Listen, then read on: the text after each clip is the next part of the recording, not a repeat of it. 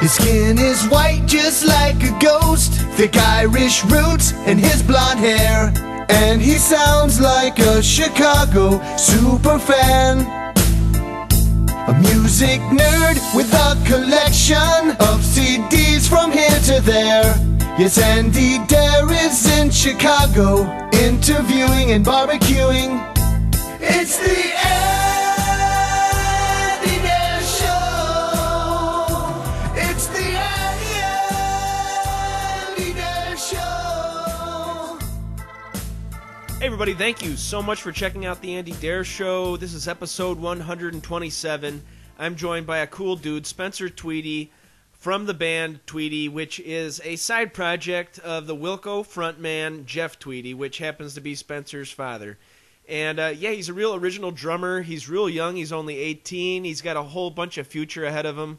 And I just like to see the next generation, you know, picking up the slack and being almost an equal musician to his father, which is amazing because Jeff Tweedy is very important to my musical growth throughout the last 20 years.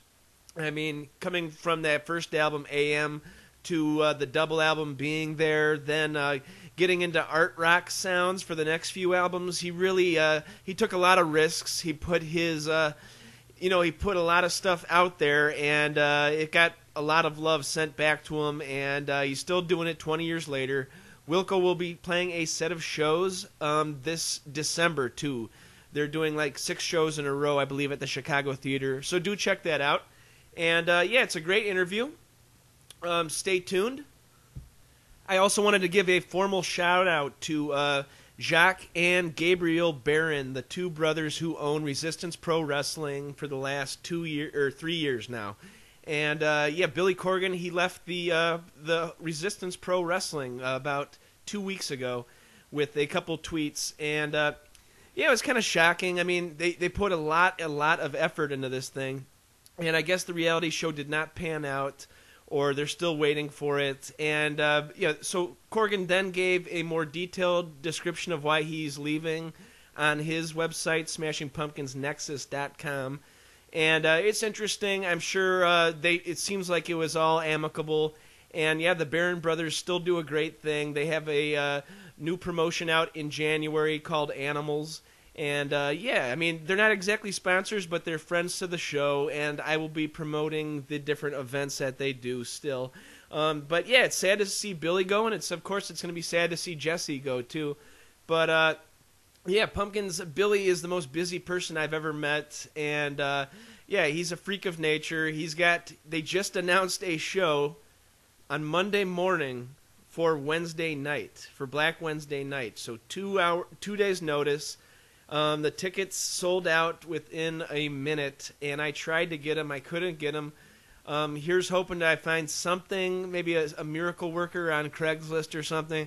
But right now I'm seeing, 150 and upwards on that. And usually like to go to a show with a buddy, and so it's going to be hard to get 2 tickets and stuff. So I'm not guessing that I'm going to be going to the show. It's going to be cool, though. It's their first show with the new lineup with Brad Wilk from Audioslave and Rage Against the Machine, and then the bassist of The Killers, joining Jeff Schroeder and Corgan. So this should be interesting. I really want to make it. Hopefully I've got a show review for you next week. But yeah, don't hold your breath. In other news, Dare Network, my podcast network, we are looking for new talent. We are looking for new shows. Preferably if you do something out of your home or if you do something out of your studio and you're just looking to get a couple more ears on it. We don't have exclusivity of it. You could also put it on your website and whatnot. Just join the Dare Network. And yeah, we promote. We spread guests to each other. We like to guest on each other's. Met a couple cool guys doing this, Tyler Kale and Jay Porks. Follow them at Twitter. And follow Dare Network at Twitter at DERER Network. And yeah, we'll be right back after this. I'll read you my latest Empty Lighthouse album review. Yo, Jay Porks here from the Jay Porks Experience. Just here to remind you to keep it locked to the Andy Deer Show and all the other programming here on the fabulous Deer Network here in 2014. Jay Porks, Tyler Kale, Andy Deer. And we're back. Yes, so the past 8 months I have been writing album reviews and features for a pop culture internet magazine called Empty Lighthouse. Check it out at emptylighthouse.com, and I always post the articles that I write at andydare.com as well. But this week I took a little whack at the brand new Pink Floyd album called The Endless River. And this was published November 21st. Album review, Pink Floyd Endless River by Andy Dare. When news first arrived about a proposed new and final Pink Floyd album earlier this year, there were high hopes in the air that fans could see David Gilmour, Roger Waters, and Nick Mason bury the gigantic hatchet and reconvene for one last offering. It wasn't a complete long shot. After 2 decades of bickering, the Dark Side of the Moon era lineup, their most loved, joined forces and made nice for the Live 8 charity concert in 2005. However, the sniping started again as the outspoken and large-headed Roger Waters took The Wall show across the planet for a few lengthy concert tours. Talking trash about Gilmour and his former mates was just another way to get The Wall some extra press. So even the notion of The Endless River seemed like a non-possibility. However, it turns out that the actual album is basically Gilmour's Division Bell era lineup paying their respects to the late Floyd keyboardist Richard Wright. While some very idealistic fans were disappointed, this now seemed like a very heartfelt last transmission from Planet Floyd. Most of the album is comprised of newly revisited scraps from the 1993 Division Bell studio sessions. Several gorgeous black and white photos of the band in the studio help compound this feeling of loss. Stephen Hawking lends his electronic voice to one of the tracks, a classic crazy idea from a band that's made its way with crazy ideas. Dark Side of the Moon, Animals, The Wall, all crazy ideas spread over beautifully engaging music. No wonder the original Pink Floyd singer Syd Barrett had to leave the band, in essence, for being too crazy. All right, that's an excerpt from my brand new article on Empty Lighthouse. Just go to emptylighthouse.com, search Pink Floyd, it'll come up. And it's an interesting write-up. I will not spoil it for you. Do check out the review. Want to thank everybody at Empty Lighthouse. Want to thank the guys at Dare Network. Want to thank you, the listener. I want to thank Spencer and the whole Tweedy Miller family. They've been going through some tough times lately, but Spencer took the time out to just answer some of my goofball questions. Want to thank them from the bottom of my heart. I'm giving them the whole love. So here is my episode 127 interview with Spencer Tweedy. The whole love.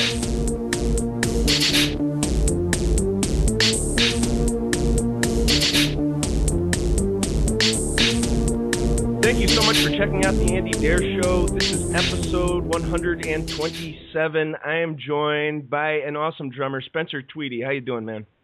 Hi, thank you. Yeah, just want to let you know that, the Tweedy album, Sukierae, I don't know if I'm pronouncing that correct, but that's definitely my top 5 albums of the year, a double album. It's loaded with goodness. If you're fans of Wilco, if you're fans of just a good Americana sound that keeps you interested, check out Tweedy. And, how did the Tweedy project come together? Were these songs that he wanted to do with Wilco and just, or was this a completely different project for him? Well, it came together right after we had worked on the Mavis Staples album, One True Vine.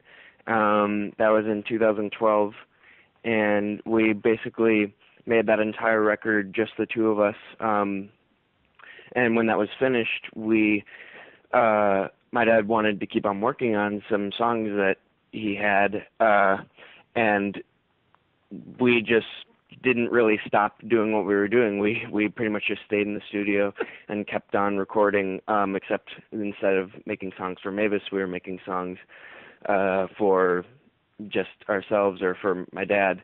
And I think that some of them, they can always be Wilco songs, they can always be solo songs. There's not really any distinguishing thing there.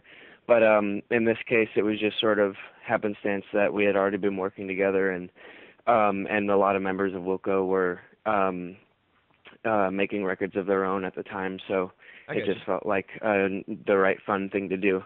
Nice. Instead of going with the straight-up classic guy going solo with his own name, he brings his son on drums. It's a family affair. It's a tribute to your mother, too, who's been going through a rough time. Same with Joe Shanahan. Same with my buddy's best friend's got brain cancer. His mom does. Mm-hmm. So it seems like when it rains, it storms here. And but you guys have such a large family of fans and good karma put out in the world. It seems like this record is just another occasion where you guys have just given back to the world, and it's awesome. So. Oh, thank you. Thanks. And Mavis Staples, you guys got to celebrate her big birthday, and you were on stage for that one? Yeah, that was some weird. I've never experienced anything like that. There's a lot of really famous people, and it's a really huge production, but it was great. I was so happy that we got to do that for Mavis. And that was where at? Chicago Theater, right? That was at the auditorium. Oh, okay. Yeah. How did your dad end up meeting her? It seems like that's like the previous generation, but obviously she's an amazing soulful singer. How did he ended up working with her? It's been a while, right? Yeah, so they worked together for the first time in 2009 when they made You Are Not Alone. Sure. And I think that there are some people looking out for Mavis that are really that are smart, good people, and they were fans of my dad and Wilco and thought that he might be a good fit to work with her. So they hooked them up, and it was really easy to form a relationship quickly because, I mean, she's one of the most lovable people on earth. Nice. So they made that record together, and continued that with One True Vine last year. Does your dad also co-write songs with her, or is he just more of the producer role for these records? Well, he wrote several songs for her. On You Are Not Alone, the title track You Are Not Alone is written by my dad, as well as a lot of the other material. He put together all of the songs, and a lot of them are repurposed, like old hymnals, or like spiritual songs that are in the public domain. So you can write songs basically based off of them, and they become your own. So that's a lot of that material. And on One True Vine, also the title track is written by my dad. Very cool. And you don't have to worry about somebody asking for royalties when it's a public domain song. So and that's not really the point. It's mostly because it's a good fit for her. Mavis. She is a gospel singer. She is, sure. And they're beautiful old songs, part of the American music tradition. So it's awesome to include them. And also I should add that Nik Lowe wrote a song for her on One True Vine as well.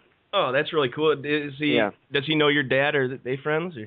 Yeah, Nik Lowe. They became friends when Nik Lowe went on tour with Wilco a few years ago. Sure. And we've just been fans of his records for years and years. So. Oh, he's great. Yeah. Mm-hmm. Yeah, taking it back. You were what? You were only like 18 or 19? Or? I'm 18 years old. So you were born around the beginning of the band Wilco, right? Or before the first album or after the first album? I was born right after AM. Oh, that's really cool. So you kind of grew up with the band pretty much, and their sound really changed and it had a different progression to it, which is awesome. You don't want to keep making the same records over and over. And that's really cool. Like a lot of people, like when I graduated high school, I had to just start working on a construction site and junior college and stuff like that. Meanwhile, you're recording the Tweedy album when you graduated. Yeah. Well, actually, I was still in school when we made the majority of the album. So I was coming to the studio after school pretty much every day and doing my homework later. That was really a really great privilege because I appreciate school and I've enjoyed school a lot, but it's nice to be able to do your creative things outside of that. Is it tough to concentrate on your senior year? I had trouble concentrating on my senior year, but I wasn't creating this masterwork either, a double album. It wasn't I didn't have to try too hard to concentrate because my senior year it was a pretty relaxed workload. Nice. Luckily, and it was nice. So, do you guys record the thing over at the Wilco Loft? Yeah. A cool story of mine. I was on the Chicago Rocks bus tour, which is a cool thing. People should check that out if they don't know. He takes you around in a bus to like the Metro, all different spots, all different studios, like where the Wax Tracks used to be, Chicago Tracks, all this stuff. And then he goes, over here is the Wilco Loft. And we just see this big plain building. And I go to my buddy Jesse, he's actually Billy Corgan's brother, which is funny. But, I go, Jesse, how do we know he's not bamboozling us? And so Jesse raises his hand and says, is there any proof that this is the Wilco Loft? He says, go look at the ringer on the building. So we run over, and of course it says Foxtrot in little letters, and we're like, that's good enough proof. I'll take it, right? Yeah. That's hilarious. So you guys keep it underground and pretty huge studio, though, right? It's nah, I don't know. By some standards, I've seen a couple $1 million studios, multi-million-dollar studios, and they're definitely usually a lot bigger and fancier and more built out than ours. But we like it that way because it feels more comfortable and it feels more like a workspace than than a temple or something. But yeah, it's pretty nondescript, and I think we spend our resources on the guitars and instruments and stuff rather than than making it super fancy. Well, it's funny. I'm watching this Foo Fighters Sonic Highways series on HBO, and they go and record in a different city for every song on the album. And there's such a variety of studios out there. I mean, they go to the one in L.A. in the desert, and it's just a dude's ranch-style house with just with sound dampeners and guitars like next to a bed and like by the bathroom and stuff like that. Yeah. And then like you go to a place like Electrical Audio with Steve Albini, and that's got its own flavor, it's got its own sound, and so there's a million options you can go with creating a studio. How long has your dad been owning that, or does he own it, or? Wilco has had the loft space since I think 2000, right before Yankee Hotel Foxtrot, and they've recorded every album there since Yankee Hotel Foxtrot, with the exception of like a couple of tracks that might have been started or finished in a different studio. But nice. Like Soma, which recently closed, or Neil Finn's studio in New Zealand. Oh, okay. Cool. Yeah, and that's a very nice studio, and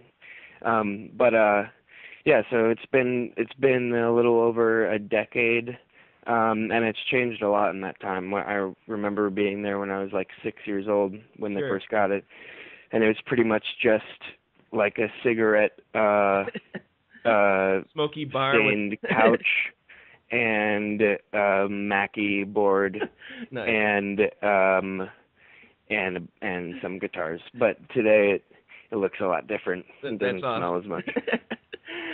Is it also open can people just book time there, or is it more like you got to know Jeff? Or? Yeah, not really. You kind of have to know.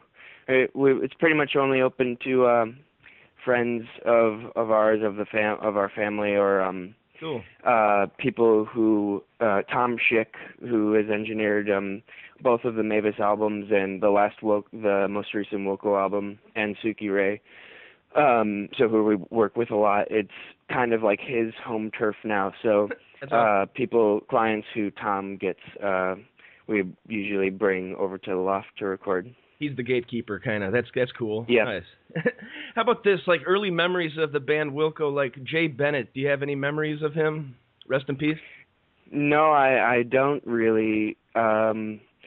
Yeah, I don't have a ton of early Wilco memories. Mostly, I just remember like a couple of shows during which my dad might have like put me on his shoulders. Nice.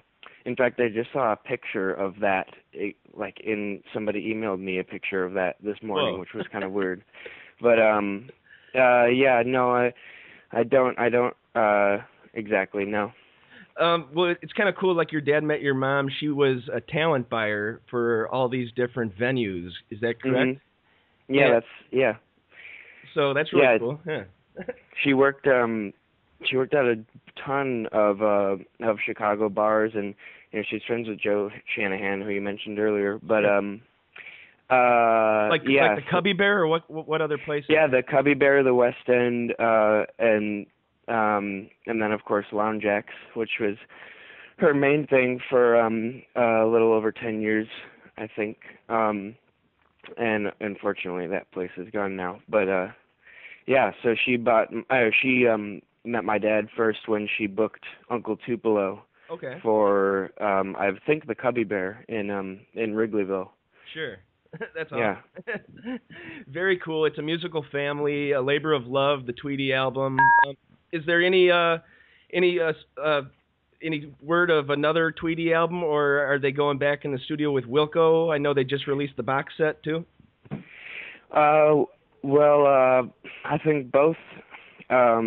We pretty much record all day, every day when we're home. That's awesome. So there's a lot of stuff there, and Wilco will definitely be working on something soon. That's great. I think like their lineup now is the greatest they've ever had with Nels Cline. That guy is such a virtuoso, but not smug about it. Like that, Impossible Germany? That's one of my favorite songs of all time. Nels is not only one of the most talented guitarists in the world, he's also probably the single most sweetest musician in the world, so we love him. This episode of The Andy Dare Show is brought to you in part by Uncle Bub's award-winning barbecue in Westmont, Illinois. Family-owned and operated since 1997, Uncle Bub's is the real deal barbecue. A family-friendly restaurant open 7 days a week. Also, it's a full-service catering company doing weddings, pig roasts, luau's, grill packages, you name it. They have a friendly, helpful staff that will make sure that your party goes off without a hitch. Call them at 630-493-9000. Visit them at 132 South Cass Avenue in Westmont, Illinois, and UncleBubs.com. Hey man, I know you like grilling. I know you like getting those dark grill marks on your burgers, fish, chicken. And I know you don't want to just dry your meat out like you're cooking with a hairdryer. Why not get the Man Grate and click through the AndyDareShow.com's banner so we can keep the lights on here at Honeycomb Hideout Studios in gorgeous Westmont, Illinois. The Man Grate. This episode of The Andy Dare Show is brought to you in part by Record Utopia, a music lover's dream with thousands of vinyl records, musical instruments, and sound gear. They buy, sell, and trade. Give them a call at 630-963-1957. Visit them in Westmont, Illinois at 309 West Ogden Avenue, on the web at recordutopia.com. It's always a good, relaxed atmosphere. Check them out. Record Utopia. That's so cool. And just got one or two more questions, and I'll let you go. Just want to thank you for taking the time out, though. Sure. To get off of the rock side, I saw a recent review you did. I do album reviews myself. Run the Jewels. I'm surprised you like that. It's a very awesome album, though. Yeah. Mm-hmm. Yeah, I heard of. My friend gave me their Killer Mike's record in 2012, the one that LP produced, and my brother and I just loved it because it sounded great. We do like some hip hop, my brother especially, and the lyrical content was just sort of mind blowing because the rap landscape today is pretty dismal in a lot of ways. Yeah. It's gotten a lot better in recent years, and I'm not an expert by any means, but in my observation, which is limited, it's been pretty bad with sexism and violence and whatnot. So Killer Mike was just an awesome guy to kind of latch on to, and when they made that record this year, and the Talk House approached me about writing something, I thought that would be a great one. They're just such a cool duo. They actually played the Metro this Saturday. It was sold out. I tried getting a ticket. I couldn't find anything for less than $70, and I had to drive from the suburbs. I'm thinking I'm just going to relax. But they are awesome. LP's production style in itself is amazing. I've been a fan of his for 10 years. All those analog synths, you can tell that it's not just a patch on a computer program. He's got the true old school 70s synthesizers. And as you're saying, the lyrics are very cool too. It's a guy from Atlanta and then a guy from New York, an Irish guy and a black guy, and they come together with such power. It's they're going to be even bigger than they are now, I have a feeling. So. Yeah, I'm really happy for them. They're really getting recognized for their genius right now, which is great. Definitely. Yeah, one more question. How about the Blisters? You guys still Sure. recording and touring with those? Well, the Blisters are sort of inactive at the moment because half of us are away at college. 2 of our members go to school on the East Coast. Well, one on the East Coast and one in the South. So, cool. But that said, when everybody's home for breaks and stuff, for summer break or winter break, we usually get together. So we played a couple of shows this summer, and we're thinking about planning a winter break show now. Okay. And I'm not sure when we'll get a chance to record again, but I think that we might do that at some point because, well, we've just been a band for so long and we love playing with each other, so sure. Why not? And it's not something that you want to do. It's fun to make a record. Sure, it's not something that you want to do, like record some of the parts and then email that to the guy and have him lay down stuff. You got to be kind of in the same room to make a truly memorable recording, I think. Yeah, I think we would rather do it together, play it live like we're used to working, and besides, it's not the easiest way to work anyway. All right, yeah, my last question. How about that tightrope walker walking across those Wilco buildings and disrespecting those buildings? No, I'm kidding. Well, that was funny, when that happened, a couple of people pointed that out to me with some tweets, and then I was curious, so I searched on Twitter, Wilco, or there was that hashtag Sky, what was it? Sky something. There was a hashtag for the walk, and so I did that sure. hashtag plus Wilco, and I saw like dozens and dozens and tweets, which was pretty funny because, I don't know, people just call them the Wilco buildings, which is flattering. I guess people really know the record, but they're called what are they called? The Marina Towers? It's the Marina Towers, but if you ask me, if you ask any of my friends, those are the Wilco Towers forever, one of my favorite albums of all time. Just want to thank you so much for taking the time out. Go check out the Tweedy album. What's your Twitter? What's your website? It's just Spencer Tweedy and SpencerTweedy.com. Awesome. Thank you so much. And any last words? No, just thanks a lot. Thanks for having me. All right. On behalf of Spencer, this is Andy signing off for the Andy Darer Show. Be sure to follow Andy on Twitter. That's at Andy Darer. And like our show on Facebook. That's facebook.com/The Andy Darer Show. Videos at youtube.com/Andrew Martin Darer. And we're on iTunes. Just search The Andy Darer Show. Please leave a review. Thanks so much to our wonderful sponsors, Uncle Bub's award-winning barbecue, Record Utopia, The Band Great, and Amazon.com. Theme song courtesy of Rich Banks Music. Thank you so much for checking out The Andy Darer Show. TheAndyDareShow.com.